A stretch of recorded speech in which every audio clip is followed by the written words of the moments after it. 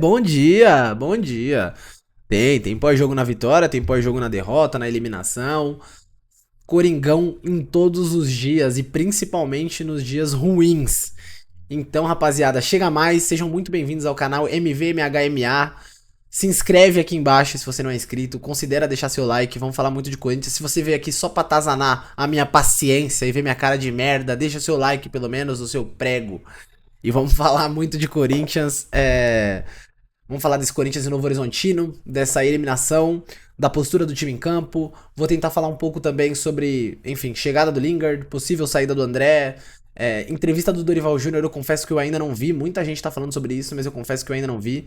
Queria ter assistido antes de fazer o vídeo, então pode ser que depois eu faça um vídeo exclusivo sobre isso. Mas a gente vai abordar um pouco aqui quando a gente estiver falando da venda do André, porque a venda do André era o assunto principal, né? Foi o contexto principal pra entrevista do Dorival. Então, é isso, vamos falar do Coringão e Novo Horizontino, 1x0 pro Novo Horizontino. Eu acho que eu tentei chegar a conclusões do porquê esse resultado aconteceu, mas eu acho que é uma série de fatores, desde a série de grupos, da fase de grupos, o Corinthians não se classificando com dominância e tendo que resolver jogos fora de casa, né? Tendo que ir pro mata-mata e resolver fora de casa, principalmente jogo único, é muito cruel. E eu acho que tem que ser mesmo, enfim. É o justo. O Novo Horizontino se classificou em primeiro, por motivo A ou motivo B, mas ele classificou em primeiro e ele resolveu em casa. Então, imagino que até uma final, né? Na final, contra quem quer que seja, eu acho que o Novo Horizontino vai resolver em casa, porque ele fez a parte dele, mas ele não tava disputando o brasileiro. Porra, beleza, mas ele se classificou e é isso aí. Eu acho que a gente sabe como é o Corinthians jogando fora de casa. É um time pouco confiável. Já demonstrou alguns lapsos que dava pra confiar. Então, Flamengo não, Cruzeiro, Palmeiras, o Corinthians teve atuações muito boas. O próprio Vasco, o Corinthians ganhou fora de casa.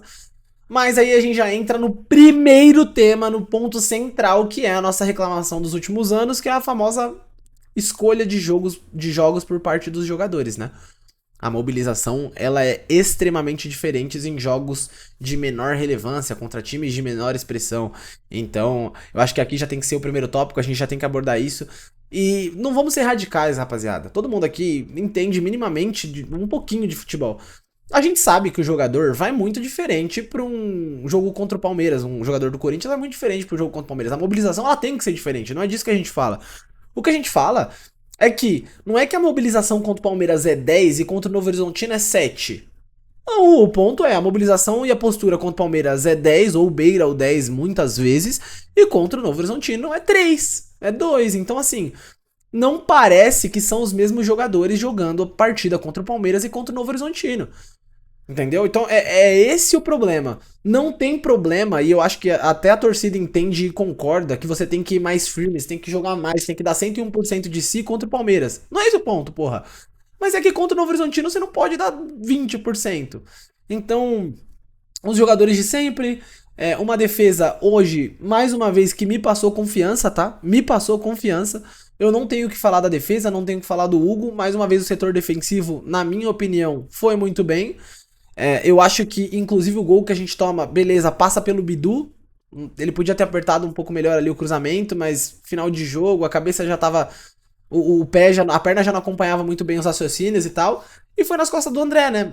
A marcação tava individual ali dentro da área, cada um com o seu. O André soltou o dele, não entendeu o que tava acontecendo. Na hora que ele foi perceber o que tava acontecendo, o jogador já tava finalizando a jogada e fazendo 1x0 pro Novo Horizontino. Então. É do jogo, rapaziada. Eu confesso que eu tô meio enviesado. Eu vi alguns conteúdos já de canais do Corinthians enquanto eu fazia meu café, enfim. E ouvia, né, a opinião de alguns deles e tal. Mas eu discordo de bastante dessas argumentações. Eu acho que é do jogo. Eu acho que, beleza, o nosso papel não é ser jornalista, é ser corintiano. Eu acho que a gente tinha que estar na final. Eu acho que a gente tinha que estar jogando a final. A gente tinha que bater no Palmeiras ou no São Paulo. Tinha que ser nós lá. Pra tudo. Pro produto, por ser Coringão, por ser mais gostoso ganhar em cima dos caras, por ser uma bosta ser eliminado por um time sem relevância nacional. É foda, o contexto é foda. Mas eu acho que. Veja bem, eu vou falar de uma forma que eu não quero ser mal interpretado. Se tem um momento que podia acontecer isso, cara, eu tô gago, mano. Se tinha um momento que podia acontecer isso, é agora. Quer dizer, nunca pode acontecer isso, né? Mas dos cenários, esse é o menos pior, porra. Esse é o menos pior. Beleza, mano, a gente perdeu pro time sem relevância, mas, pô, a gente tem que falar do Novo Horizontino, rapaziada. A gente tá falando como se o Novo Horizontino fosse uma bosta de time. Não é, caralho.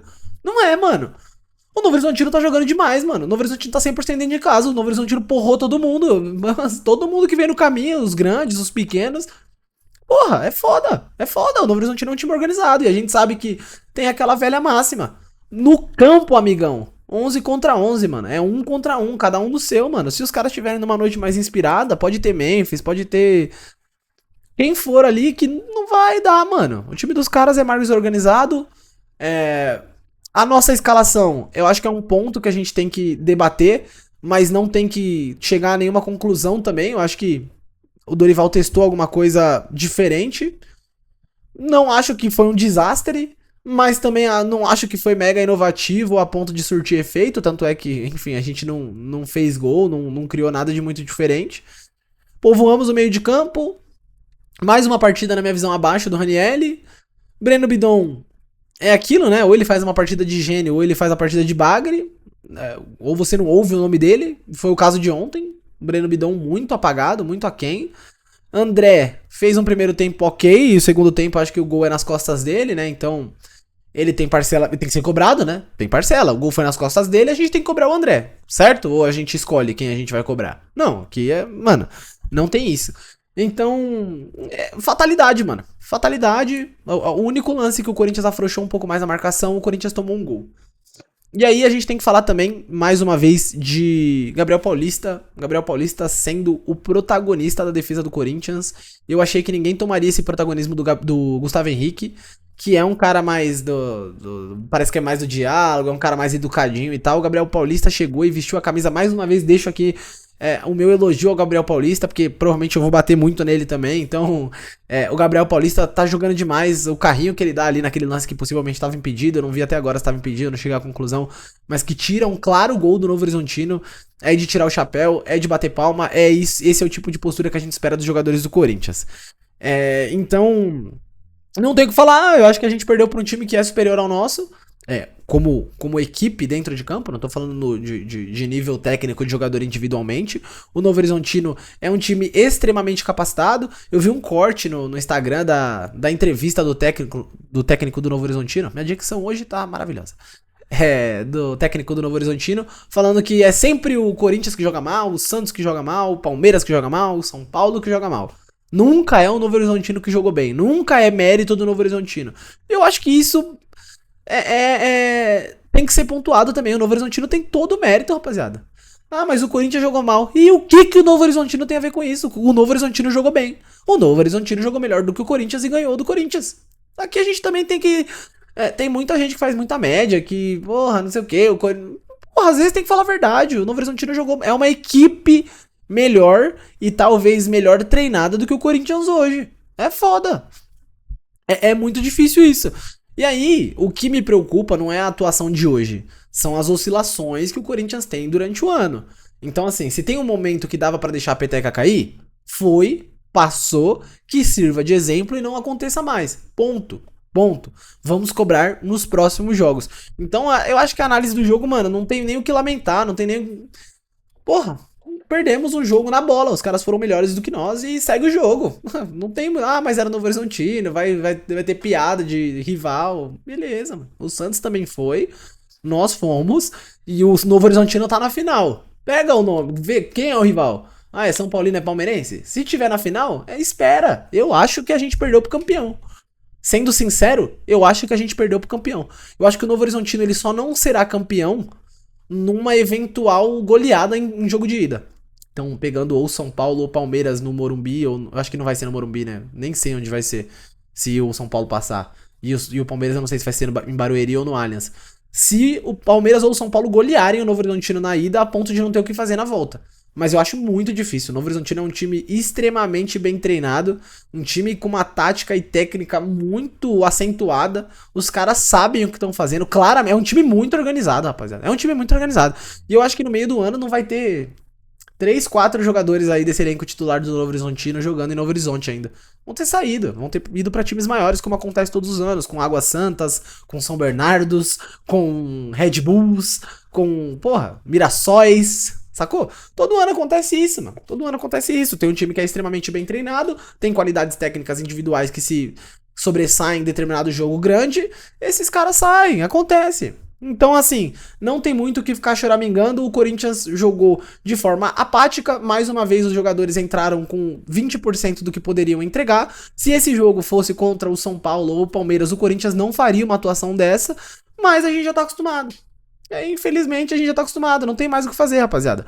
Se eles não aprenderam até agora, eu não sei o que falar. E aí, outra coisa também, né? Muita gente já caindo pra matar o Dorival. Eu já tô vendo gente que começou. Mano, o Dorival agora não presta mais. Gente, o Dorival acho que tem 8 mata-mata no Corinthians. São 8 jogos de mata-mata. É o primeiro que ele perde. Calma também, rapaziada. Calma, calma. Mano, calma. Sabe? Então, se houver um treinador melhor capacitado, melhor qualificado do que o Dorival no mercado, que tiver disposto a vir pro Corinthians e que a gente estude, imagine que encaixe com o time, alguma coisa nesse sentido, beleza, nunca vou ser contra. O Corinthians é maior do que qualquer pessoa. Mas o Dorival vem fazendo um bom trabalho. Com o que ele tem, ele vem fazendo um bom trabalho. Ah, mas ele não mobiliza os jogadores em todos os jogos e tal. Que técnico que vai mobilizar Memphis, Carrilho? Que técnico? A não ser que venha um Guardiola pro Corinthians. A sensação que me passa da postura do Memphis é que ele acha que ele é maior do que todo mundo. E talvez no mundo da mídia ele seja realmente maior que todo mundo. Só que isso faz ele ter uma postura que pra mim beira o inaceitável. Tanto em campo quanto no extracampo, né? De peitar ídolos como fez com o Neto. Da forma como ele corre ou deixa de correr, né? Ou não corre dentro do campo. É muito lastimável, assim. Eu não tenho. Quando o Memphis chegou, super a favor da contratação. E acho que os números me foram uma porrada na minha cara. De tipo, caralho, os números falam por si. Mas tem uma parada que os números não pegam, que é a postura dentro de campo. E isso serve puxando pro lado ruim pro Memphis e puxaria pro lado bom do Yuri Alberto, por exemplo, que eu sou crítico pra cacete, né? As estatísticas não pegam a postura dentro de campo, a apertada no zagueiro, o carrinho na lateral, a falta pra matar uma jogada promissora. O Memphis, ele é um cara que em muitos momentos ele assiste o jogo, sabe? Na minha cabeça é tipo assim, mano, muitos anos de ir à Europa. Eu vou correr atrás desse lateral aqui que acabou de puxar pra esquerda? Vou porra nenhuma. Uma porra nenhuma. Então, assim, isso pra mim é muito... Por que o nosso principal ídolo recente dos últimos tempos é um cara que tinha qualidade técnica muito próxima de zero, mas a gente ama, que é o Romero? Porque foda-se a qualidade técnica. Ele era um de nós dentro do campo, mano. Ele era um de nós dentro do campo, muito mais importante dos gols que ele fazia, tá ligado? E o Memphis, em muitos momentos, ele tem uma postura que me irrita demais. Me irrita demais. Mas enfim, não vou bater martelo sobre ninguém. Eu acho que não é um jogo de terra arrasada, de nada presta, tem que mandar todo mundo embora. Não, não é isso, rapaziada. Não é isso. Enfim, eu acho que a gente chegou num nível onde a gente também pode se dar ao luxo de ser eliminado sem ser o fim do mundo, porque a gente é o atual campeão da competição, a gente ganhou a Copa do Brasil e a gente ganhou a Supercopa do Brasil. Então, a gente tem um fôlego. Então, não é aceitável, nunca é aceitável a gente perder e ser eliminado numa semifinal de Paulista por um time sem tradição nacional, mas acontece. Então a gente tem que saber reconhecer, vambora, vamos pra frente, vamos falar sobre o ano, vamos tentar pensar em Libertadores, perspectiva de Libertadores, por que não?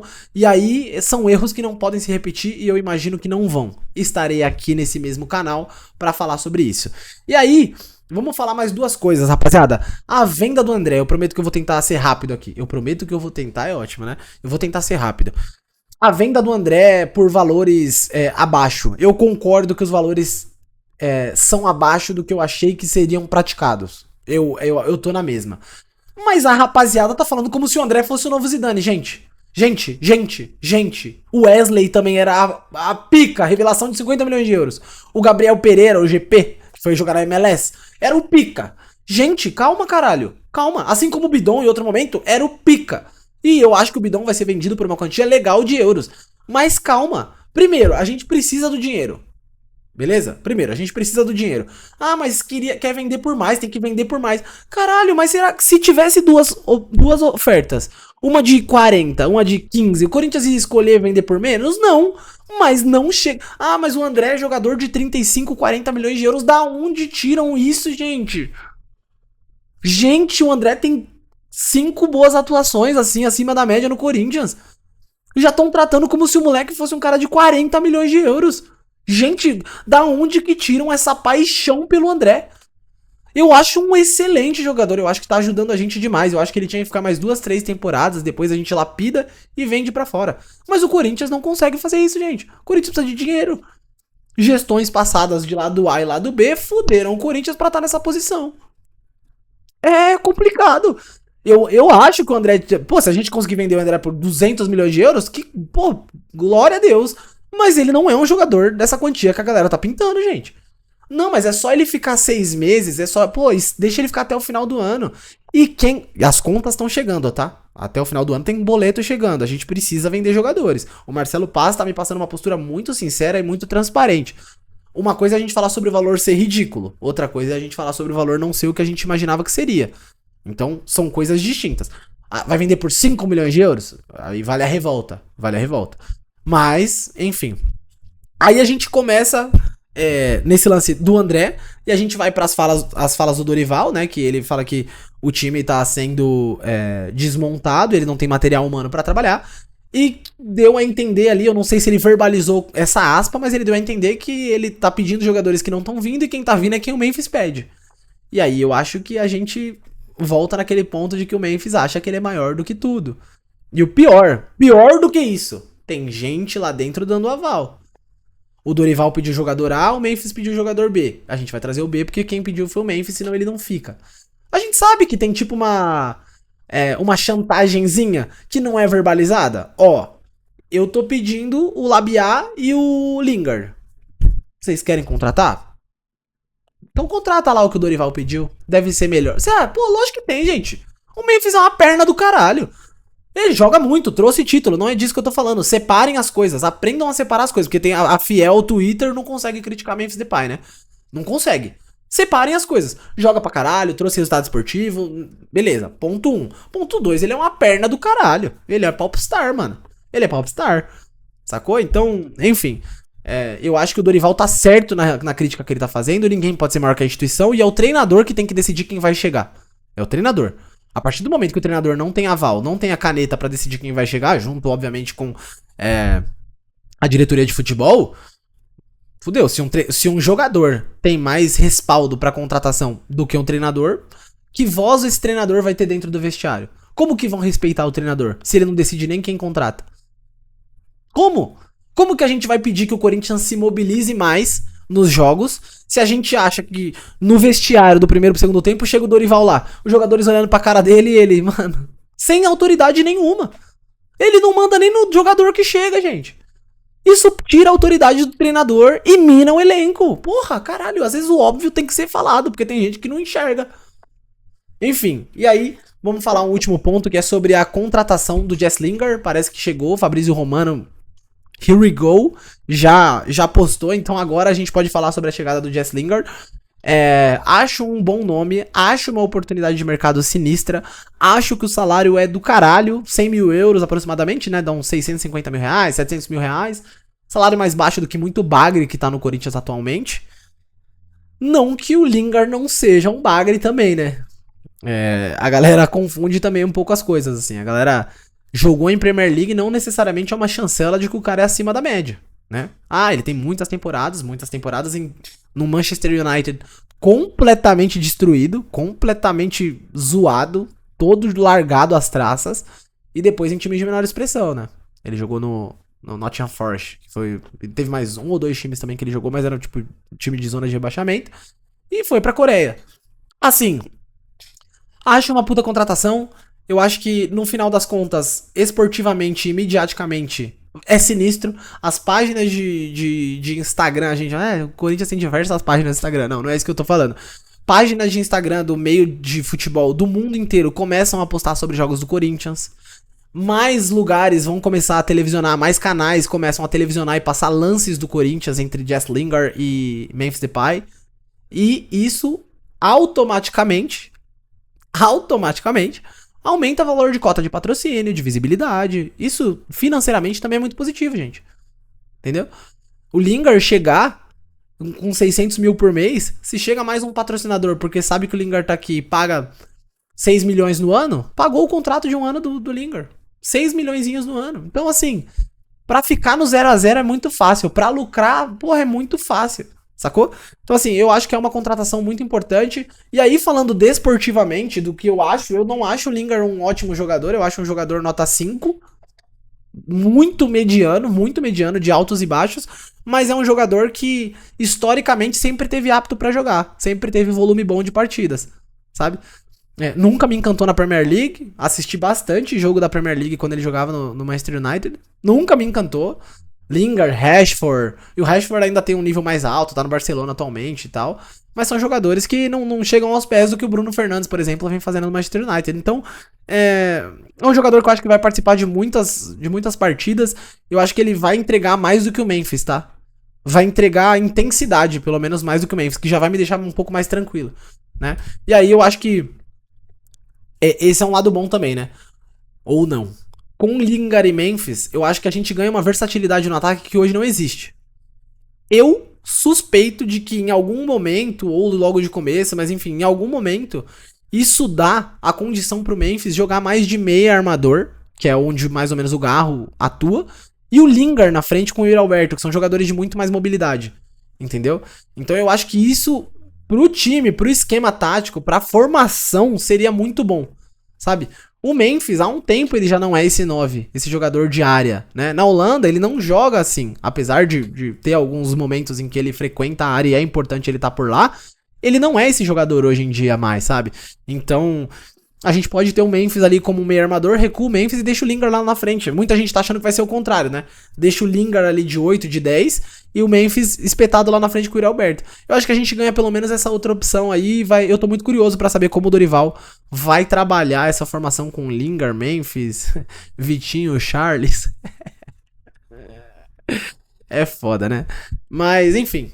Eu acho que é isso. Tô curioso pra saber, tô curioso pela entrevista de apresentação. Acho que o Corinthians fez um puta negócio, ainda mais por oportunidade de mercado, vindo de graça, enfim. Eu acho que a gente precisa esperar e precisa entender o que ele vai acontecer. Não acho que ele vá sobrar no Brasil, no Campeonato Brasileiro, em Libertadores. Não acho que ele vá sobrar.